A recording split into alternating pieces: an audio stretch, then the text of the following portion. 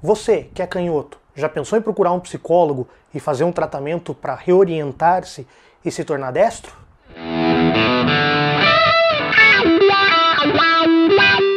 Bem-vindos a mais um Diretas de Direito, e o tema desta semana aí, polêmico para variar, é essa questão aí da cura gay, da decisão judicial lá da 14ª Vara da Justiça Federal de Brasília, que autorizou alguns psicólogos, ou na verdade autorizou todos os psicólogos a oferecerem o tratamento de reorientação sexual.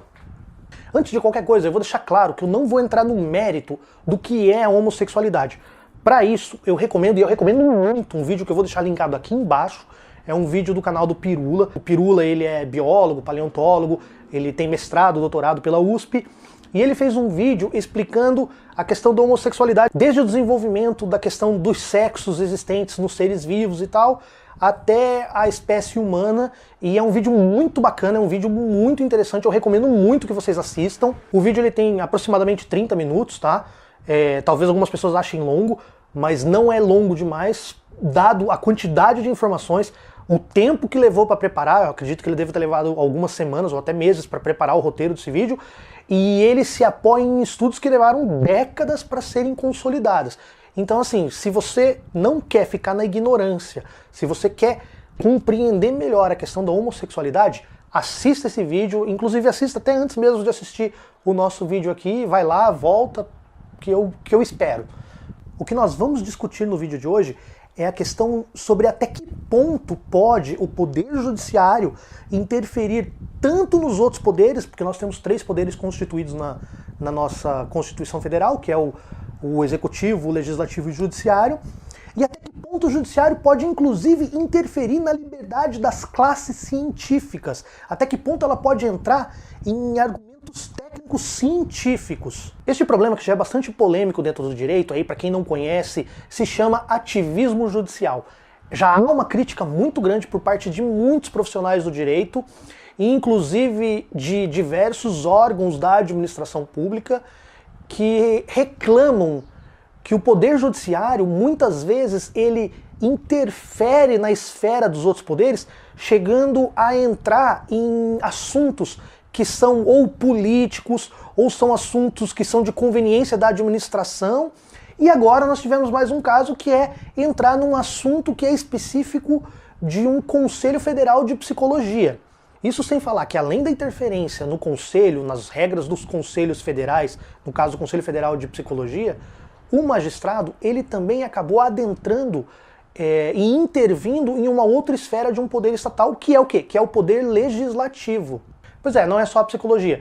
A medicina tem o Conselho Federal de Medicina, a engenharia tem o CREA, o direito tem a OAB. Assim, quase todas as ciências, principalmente as que são profissionalizadas no Brasil, elas possuem conselhos federais que são estabelecidos por lei federal, pelo Congresso Nacional, são os deputados e senadores que criam essas leis, e essas leis, elas conferem a regulação e a disciplina da profissão das suas classes por conselhos federais. Então, por exemplo, o próprio Conselho Federal de Psicologia, ele é composto por uma certa quantidade de conselheiros federais, e são esses conselheiros que têm o poder de fiscalizar e de disciplinar a atuação dos psicólogos enquanto profissionais. E é a mesma coisa com diversas profissões que são regulamentadas no Brasil. E aí você me pergunta, por que são os conselhos federais que regulamentam essas profissões?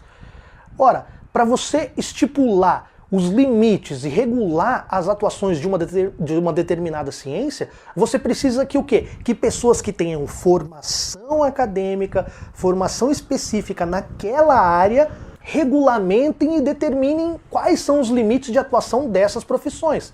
Então, assim, da mesma forma que não é um médico que vai estabelecer as normas técnicas de construção civil, também não vai ser um engenheiro que vai o quê? Estabelecer as regras de cirurgia de redução de estômago. Não. São o quê? São cientistas das próprias áreas. Eu vou deixar aqui embaixo o link para vocês darem uma olhada no site do Conselho Federal de Psicologia. Lá vocês vão encontrar, acho que eu vou deixar linkado direto aqui, a parte da composição dos conselheiros, inclusive da gestão de 1999, né, que é a gestão 98-2001, tem lá o nome dos conselheiros. E eu até sugiro que vocês procurem no Google, ou procurem até na plataforma Lattes o currículo dos conselheiros federais que promulgaram aquela norma. Você vai encontrar mestre, doutor, pós-doutor, autor de livros, um monte de gente com estudos específicos, aprofundadíssimos, com uma bela carreira acadêmica, que se reuniram, conversaram, discutiram e criaram essa norma, que é o quê? Que é condizente com todas as regras e todos os estudos científicos feitos até agora de que a homossexualidade não é uma patologia. Mais do que isso, eu vou deixar também linkado aqui embaixo um relatório do APA, que é a Associação dos Psicólogos lá dos Estados Unidos, em que elas dizem, inclusive, que além de não existir prova nenhuma, nenhum indício de que esses tratamentos sejam eficazes, muito pelo contrário, esses tratamentos eles podem o quê? Causar mais dor, mais sofrimento e inclusive levar essas pessoas ao quê? À depressão e ao suicídio. Ou seja, existem razões para a psicologia, para o Conselho Federal de Psicologia, proibir a prática do tratamento de reorientação sexual. Mas aí não, aí você tem um juiz que não tem formação técnica, com base em um argumento da Constituição lá, que diz um dos fundamentos da Constituição que é promover a liberdade intelectual e de pesquisa científica, ele vai lá e pá! Vamos nos ater agora à decisão do juiz, vamos dar uma analisada nela. Eu vou deixar linkada também o teor, a decisão na íntegra. Primeiramente, é uma decisão em caráter liminar. Alguém entrou com uma ação e nessa ação eles entraram com um pedido liminar. Eles pedem para adiantar os efeitos do final do processo. Nessa ação, eles pedem no final do processo o quê? Que eles possam exercer o tratamento de reorientação sexual. Só que como eles acabaram de entrar com a ação, eles argumentaram que era muito importante, que esperar até o fim do processo traria prejuízo e tal, e daí eles fizeram um pedido liminar e o juiz acabou o quê? Acatando esse pedido liminar. Então a primeira coisa que dá para ter em mente, assim, para ter um pouco de esperança, é que essa decisão liminar ela pode ser revogada pelo próprio juiz, ou ela pode deixar de ter validade se o juiz sentenciar num sentido contrário, porque foi uma decisão preliminar, foi uma decisão sem se aprofundar muito no mérito da questão que o juiz deu, ou então o próprio Conselho Federal de Psicologia pode o quê? Recorrer aos tribunais superiores e cancelarem os efeitos dessa sentença, dessa decisão liminar. Mas essa decisão, vamos entrar agora no mérito dela, como qualquer outra decisão judicial, ela possui três partes, e são as técnicas do direito, né? As sentenças, ou as decisões interlocutórias, as decisões liminares, elas possuem um relatório, uma fundamentação e um dispositivo. O relatório é onde o juiz, antes de qualquer coisa, ele faz um breve resumo das coisas que aconteceram na ação e tal. A fundamentação é onde o juiz o quê? Coloca as cartas na mesa. Ele coloca todos os argumentos pró, contra e os argumentos que ele tem para decidir sobre o fato. E por fim vem o dispositivo. Nessa decisão em especial, o juiz ele começou muito bem. E no seu relatório e depois na sua parte de fundamentação, ele trouxe ali diversos pontos que são muito interessantes. Ele concorda que a homossexualidade ela não é uma patologia.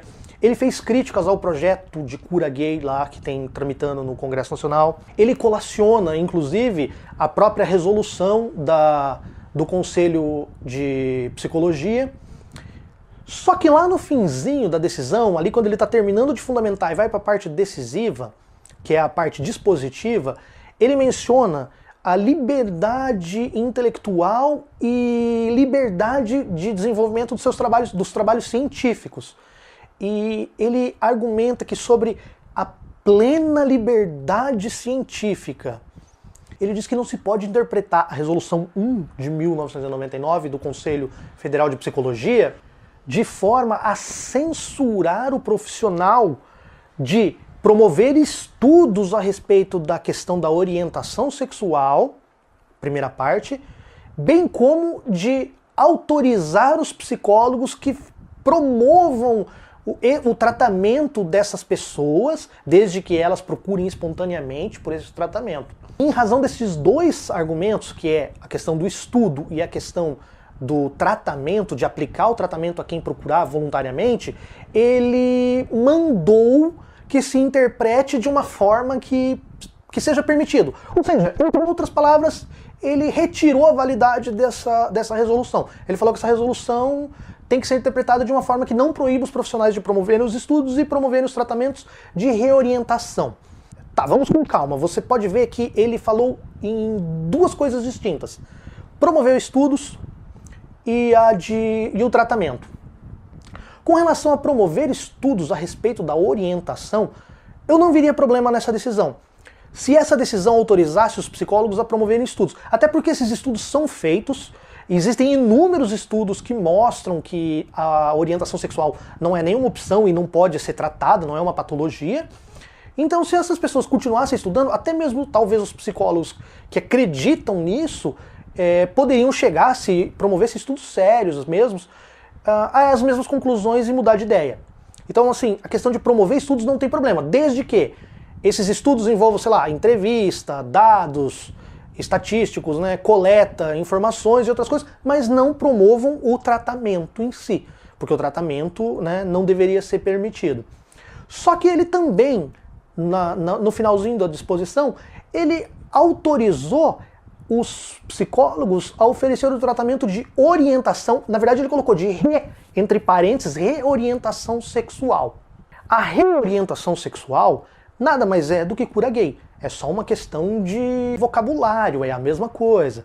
Então assim, me parece contraditório que o juiz critique o projeto de cura gay, que o juiz admita que a homossexualidade não é uma patologia, mas que no final ele o quê? Ele autorize o tratamento à reorientação.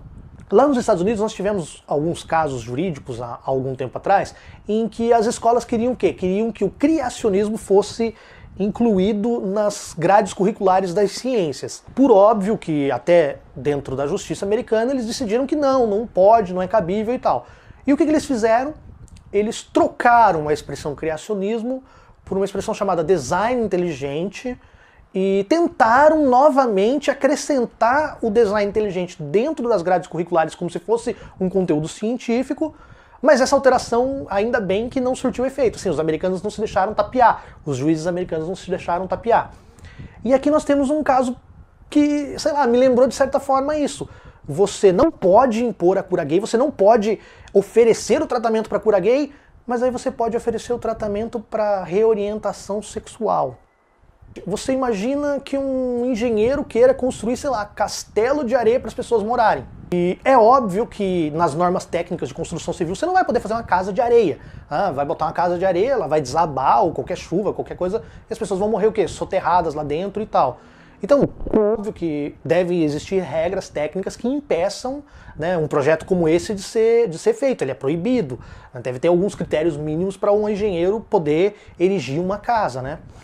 E agora digamos que o engenheiro fale, eu quero porque não existem estudos, ou eu não concordo com esses estudos, ele entra na justiça e o juiz, autoriza. E digamos que o juiz não autoriza isso, fazer estudo, porque se ele quer fazer o estudo, vai lá, constrói o castelinho de areia no lugar, testa, faz os testes e vê que não funciona. Aí o juiz autoriza ele a construir, sei lá, com base no argumento a moradia, que está na Constituição. Então, a gente precisa às vezes forçar a barra para vocês entenderem o quão absurdo é a decisão de um juiz que entra dentro de uma seara que é técnica, que é científica de uma profissão. Não é por acaso que grande parte da comunidade jurídica tenha começado a questionar essa questão do ativismo, tenham tecido críticas bem severas a essa questão do judiciário estar intervindo toda hora nos outros poderes, e até há um risco, algumas pessoas falam de um risco de uma ditadura do judiciário. Eu particularmente não acredito numa ditadura do judiciário. Eu acho que talvez o judiciário precise amadurecer, ou talvez precisamos amadurecer alguns pontos até constitucionais da liberdade de atuação do magistrado. Mas, por exemplo, tem questões em que o juiz ele não adentra no mérito administrativo de algumas questões. Eu vou dar um exemplo. Digamos que tem um concurso público, aí você tem uma questão que você não concorda lá, você discorda daquela questão e você entra na justiça contra quem aplicou o concurso, lá a prefeitura, porque você não concorda com o teor da resposta de determinado artigo. Tem muitas decisões judiciais que eles falam assim, o judiciário ele só pode observar as formas do concurso, se foi feito dentro da lei. As questões são uma parte de mérito administrativo, não cabe ao judiciário rever algo que o executivo não fez. Se o executivo achou que está certo, não vai ser o judiciário que vai dizer que está errado. Então, nós não vamos adentrar nesse mérito, nós não vamos julgar e pronto. Tem uma série de decisões assim. É uma questão muito parecida, por exemplo, com a questão do impeachment. O judiciário, ele fiscalizou o processo de impeachment da Dilma e ele disse que o quê? Ele disse que o procedimento foi feito corretamente dentro dos trâmites legais. Agora, com relação ao mérito, como não é um mérito que cabe à justiça decidir, cabe ao que? Ao Congresso, o STF ele não pode rever essa decisão. Então assim, o impeachment foi justo ou não foi justo? Não sei. Eu, por exemplo, não usaria a expressão golpe, eu não uso a expressão golpe. Eu acho que a questão do impeachment, ele tá mais por uma questão de ser justo ou ser injusto a decisão de um Congresso.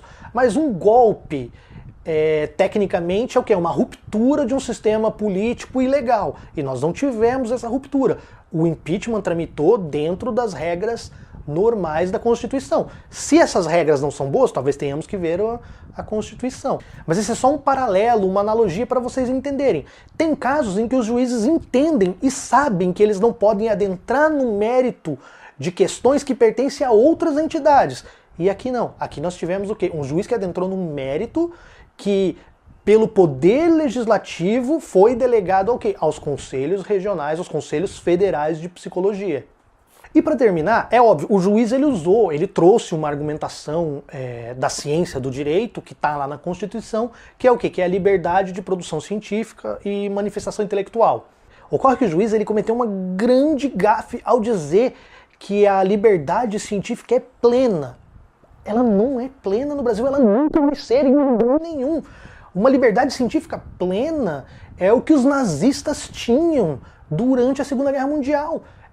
Você poder torturar, você poder fazer experiências sem controle, você poder matar os animais e fazer o que você quiser. Não, isso não existe, sabe? Clonagem humana, outras coisas.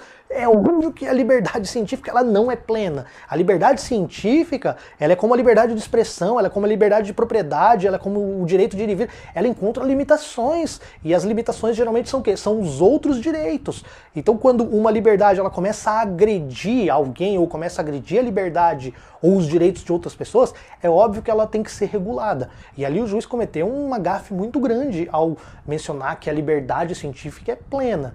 E outra gafe que o juiz cometeu também foi argumentar sobre a ótica do quê? Da dignidade da pessoa humana. E os próprios relatórios da APA e dos trabalhos dos psicólogos em geral, eles mostram que esses tratamentos de reorientação, eles causam mais dor e sofrimento. O que é indicado? É indicado para os psicólogos que recebam essas pessoas, que elas orientem elas a como conviver com uma condição que é natural delas. Eles têm que aprender a lidar com preconceito, elas têm que aprender a lidar com elas mesmas e aceitar uma situação e não tentar, sabe, converter ou reverter algo que é impossível de ser revertido. Como no exemplo que eu disse no começo do vídeo, se a pessoa é canhota, ela não vai fazer um tratamento para ser destra. Essa pessoa o quê? Ela vai se adaptar, de repente, a uma situação, sei lá, o abridor de latas que é diferente, tal lá. Ela vai ter que trabalhar com isso, pode encontrar dificuldades, mas o tratamento é o quê? É você se adequar a uma realidade que você não pode reverter. Então é isso, o vídeo de hoje foi só para dar uma pincelada aí no assunto polêmico dessa semana.